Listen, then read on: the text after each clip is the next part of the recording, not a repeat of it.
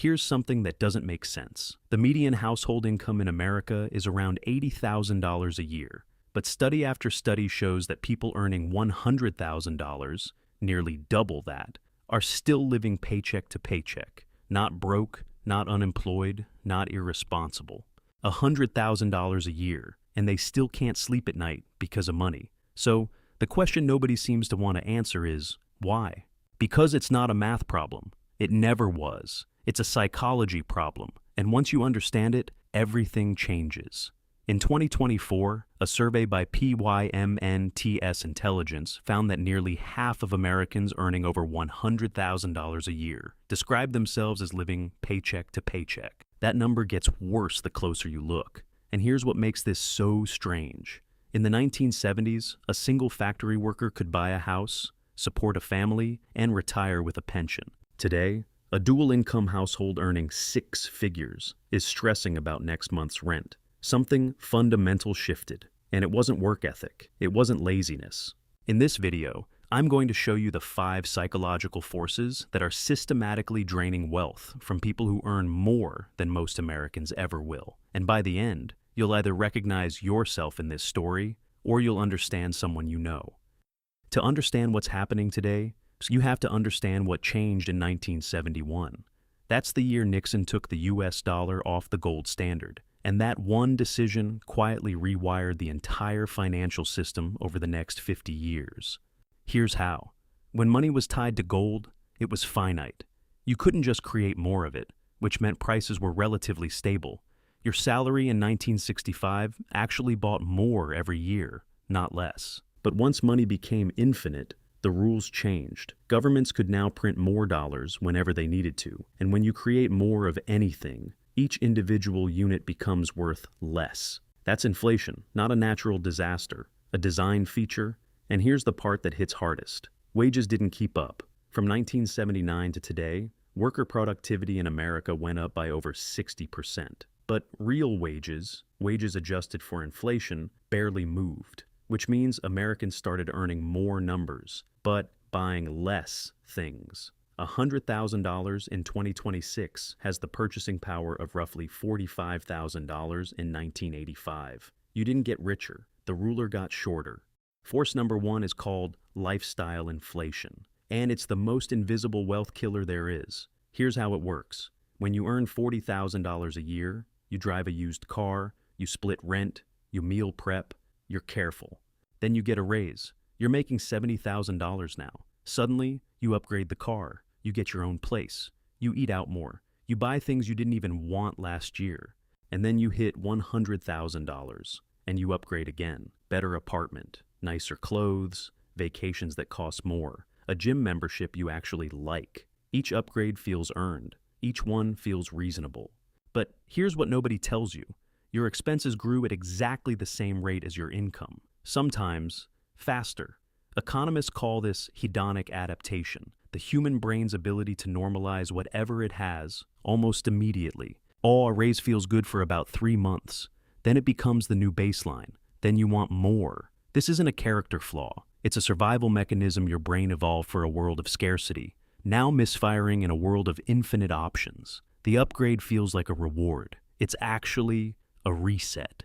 Force number 2 is even more powerful, and it's been weaponized against you specifically. It's called social comparison.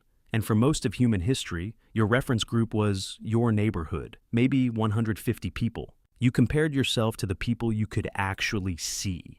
Now, your reference group is 6 billion people, and an algorithm that specifically shows you the most aspirational version of everyone's life. Every morning you open your phone and compare your ordinary Tuesday to someone else's best weekend. And your brain, the same brain that evolved to care deeply about social status, treats that comparison as real information. It tells you that you're falling behind, and falling behind feels dangerous. So you spend, not because you're weak, but because you're human. Here's the data that makes this undeniable.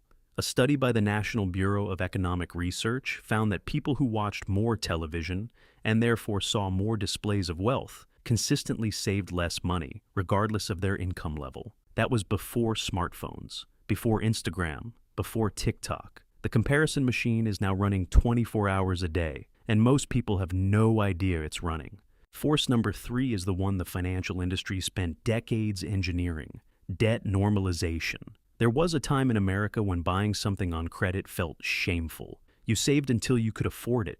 The idea of borrowing money for a vacation or a pair of shoes would have been unthinkable. That changed gradually, then suddenly. Credit cards became status symbols. Buy now, pay later became frictionless. Car dealerships stopped quoting prices. They quoted monthly payments. Because $800 a month sounds manageable, $48,000 sounds frightening, and the financial system learned something important.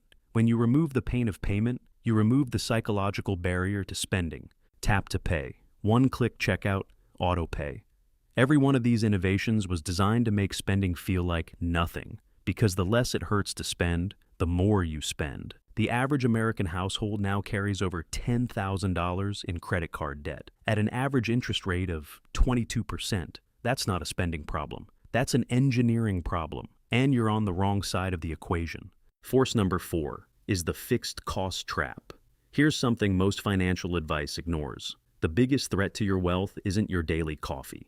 It's your fixed monthly obligations: rent, car payment, student loans, subscriptions, insurance.